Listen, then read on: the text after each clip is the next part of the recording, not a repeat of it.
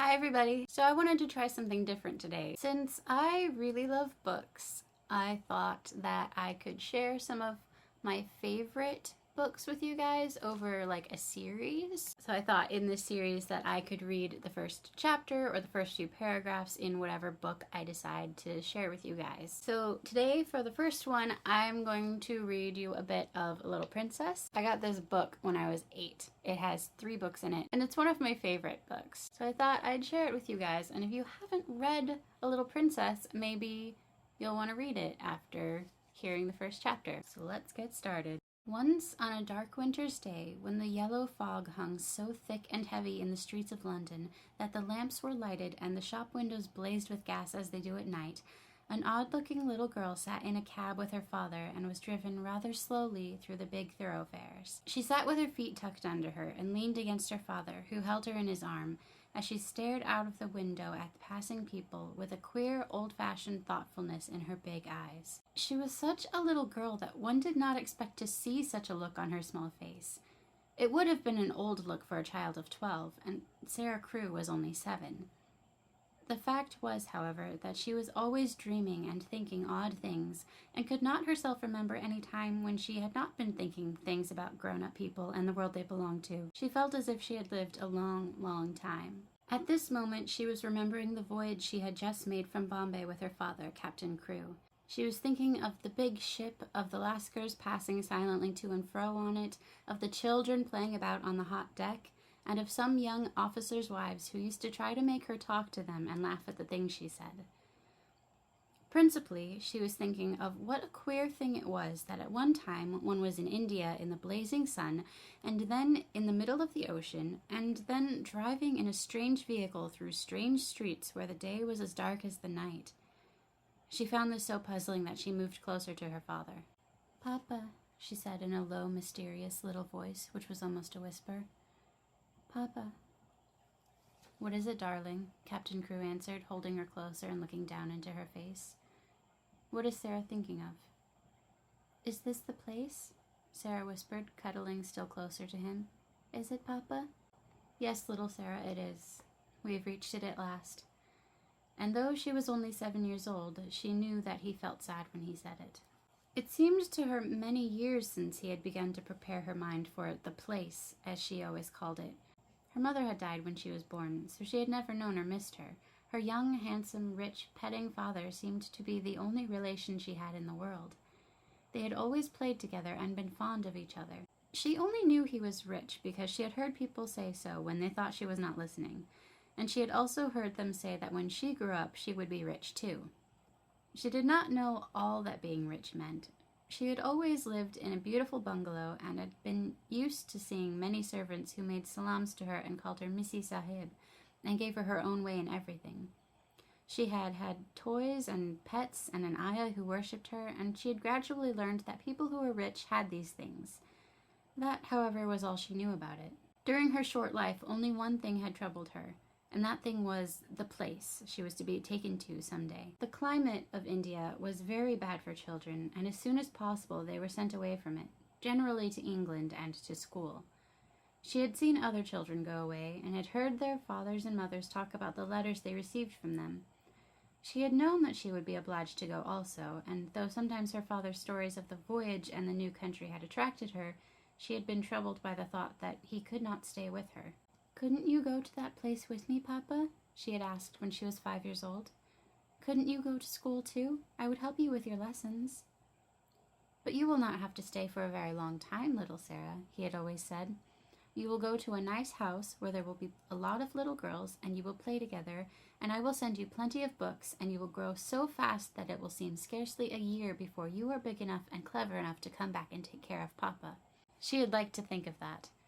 To keep the house for her father, to ride with him and sit at the head of his table when he had dinner parties, to talk to him and read his books, that would be what she would like most in the world, and if one must go away to the place in England to attain it, she must make up her mind to go.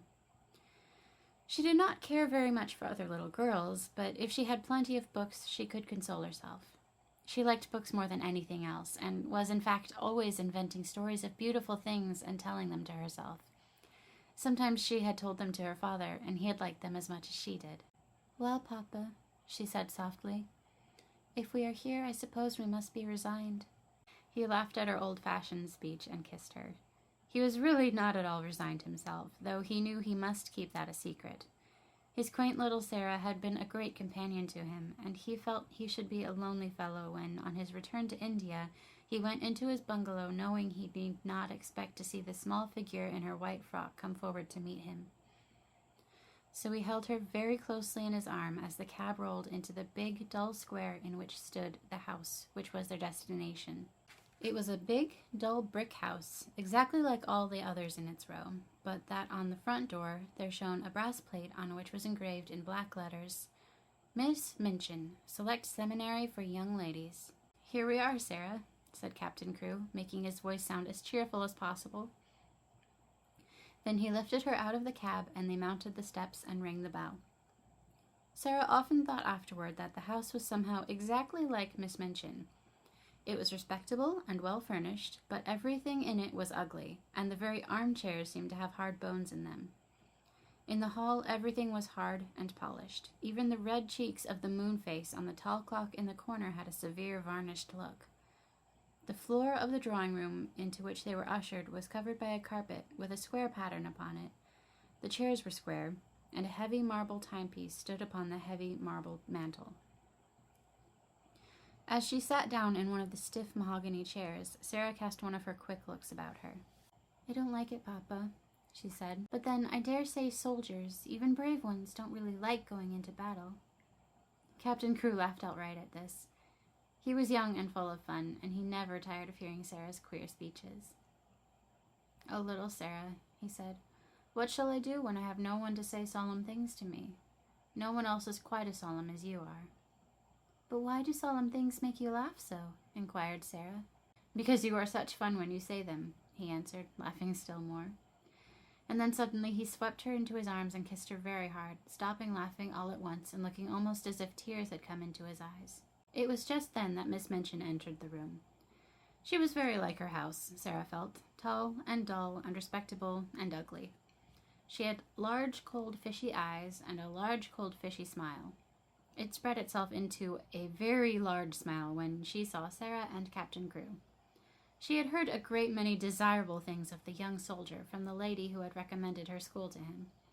Among other things, she had heard that he was a rich father who was willing to spend a great deal of money on his little daughter. It will be a great privilege to have charge of such a beautiful and promising child, Captain Crewe, she said, taking Sarah's hand and stroking it.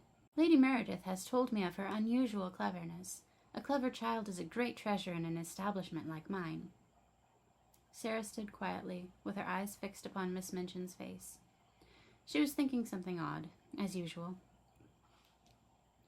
Why does she say I'm a beautiful child? She was thinking. I'm not beautiful at all. Colonel Grange's little girl, Isabel, is beautiful. She has dimples and rose-colored cheeks and long hair the color of gold. I have short black hair and green eyes, besides which I am a thin child and not fair in the least. I am one of the ugliest children I ever saw. She is beginning by telling a story. She was mistaken, however, in thinking she was an ugly child. She was not in the least like Isabel Grange, who had been the beauty of the regiment, but she had an odd charm of her own. She was a slim, supple creature, rather tall for her age, and had an intense, attractive little face. Her hair was heavy and quite black, and only curled at the tips. Her eyes were greenish-gray, it is true, but they were big, wonderful eyes with long black lashes, and though she herself did not like the color of them, many other people did. Still, she was very firm in her belief that she was an ugly little girl, and she was not at all elated by Miss Minchin's flattery. I should be telling a story if I said she was beautiful, she thought, and I should know I was telling a story. I believe I am as ugly as she is, in my way. What did she say that for? After she had known Miss Minchin longer, she learned why she had said it. She discovered that she said the same thing to each papa and mamma who brought a child to her school. Sarah stood near her father and listened while he and Miss Minchin talked. She had been brought to the seminary because Lady Meredith's 2 little girls had been educated there, and Captain Crewe had a great respect for Lady Meredith's experience. Sarah was to be what was known as a parlor boarder, and she was to enjoy even greater privileges than parlor boarders usually did. She was to have a pretty bedroom and sitting room of her own. She was to have a pony and a carriage and a maid to take the place of the ayah who had been her nurse in India. I'm not in the least anxious about her education, Captain Crewe said with his gay laugh, and he held Sarah's hand and patted it. The difficulty will be to keep her from learning too fast and too much. She is always sitting with her little nose burrowing into books. She doesn't read them, Miss Minchin. She gobbles them up as if she were a little wolf instead of a little girl. She is always starving for new books to gobble, and she wants grown-up books, great big fat ones, French and German as well as English, history and biography and poets and all sorts of things. Drag her away from her books when she reads too much. Make her ride her pony in the Row or go out and buy a new doll. She ought to play more with dolls. Papa, said Sarah, you see, if I went out and bought a new doll every few days, I should have more than I could be fond of. Dolls ought to be intimate friends. Emily is going to be my intimate friend. Captain Crewe looked at Miss Minchin, and Miss Minchin looked at Captain Crewe. Who is Emily? She inquired. Tell her, Sarah, Captain Crewe said, smiling. Sarah's green-gray eyes looked very solemn and quite soft as she answered. She is a doll I haven't got yet, she said. She's a doll Papa is going to buy for me. We are going out together to find her. I've called her Emily. She's going to be my friend when Papa is gone. I want her to talk about him. And that's all I have time to read for you guys. That's not the entire first chapter. The first chapter goes on a little longer where you actually get to meet Emily the doll. This is a book I really love. I've loved it since I was 8 years old. So if you liked what you heard today, make sure you check it out. It's a pretty old book. I think it's in public domain now, but it's very good, so I would definitely recommend it. If you like this video, make sure you click like and subscribe to my channel if you like to see when I make a new video. I try to make one every Wednesday. If you have any thoughts about books that I should try reading and possibly read on this channel, then leave a comment below and I'll look into it. Thanks for watching!